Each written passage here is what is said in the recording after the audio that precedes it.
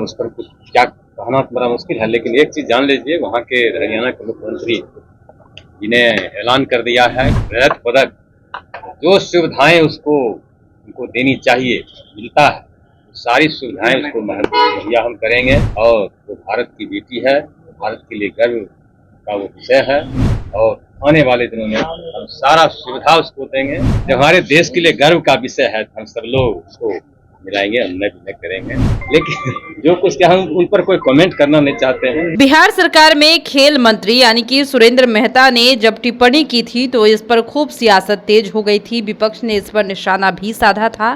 दरअसल उन्होंने विनेश फोगाट को बिहार की बेटी बता दिया था।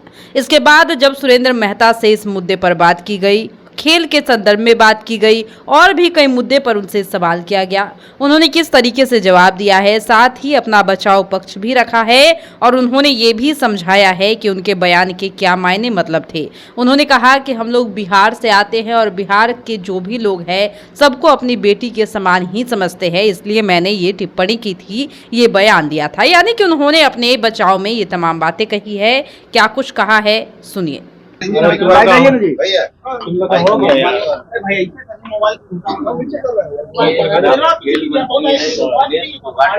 लोग और पीछे हो जाएंगे, मोबाइल पीछे कीजिए ना, बोलेगा डिस्टर्ब कर रहा है।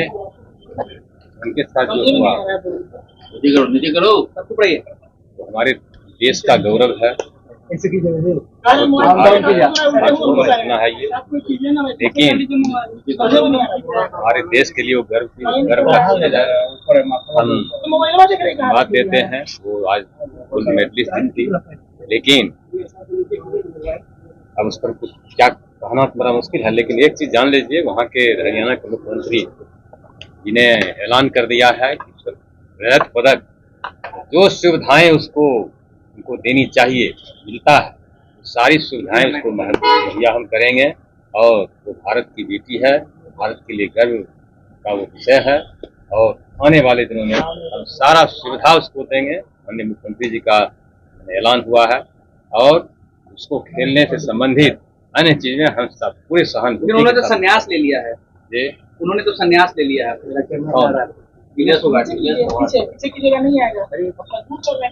उसको फिर से हम लोग जब एक चीज बता देते हैं, जब हमारे देश के लिए गर्व का विषय है हम सब लोग उसको मिलाएंगे, अन्य भी करेंगे हमारे देश के लिए।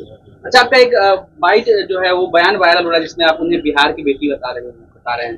देखिए, एक चीज बता देते हैं, एक जगह हम लोग देहात से आते हैं, प्लेयर को क्लियर कर तो भाव को उनको समझना चाहिए, लेकिन जो कुछ क्या हम उन पर कोई कमेंट करना नहीं चाहते हैं।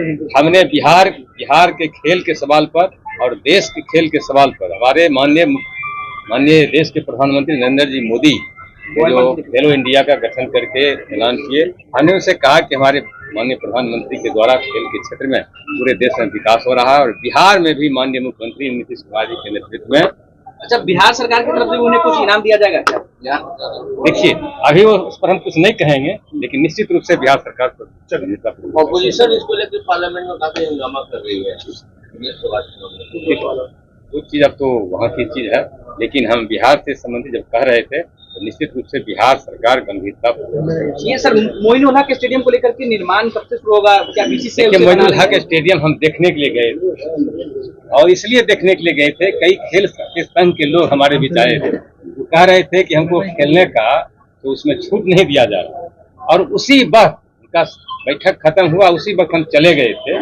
एक स्विमिंग पूल के सवाल पर उन्होंने उठाया था और पूरे स्टेडियम सवाल पर हम देखने के लिए जब गए तो 1960 में बना, पूरा जर्जर अवस्था में है, उसका छत जहाँ तहाँ चरका हुआ है और उसको खेलने के लिए छोड़ दिया जाएगा। बच्चा लोग वहाँ जाएगा, बैठेगा, टूट करके गिर जाएगा, मर जाएगा, फिर ये विवाद का विषय होगा। इसलिए हम लोगों ने भी अपने विभाग में उसको तोड़ करके फिर से अच्छा कैसे बने, बढ़िया कैसे स्टेडियम बने, इसकी तैयारी बीसीसीआई बनाएगी, आप लोग बनाएंगे बीसीसीआई के साथ एमओयू साइन होगा क्या? देखिए, अब हम लोगों को अगर देंगे, वो अगर पीछे हटेंगे तो हम बनाएंगे, नहीं तो उनको बनाना।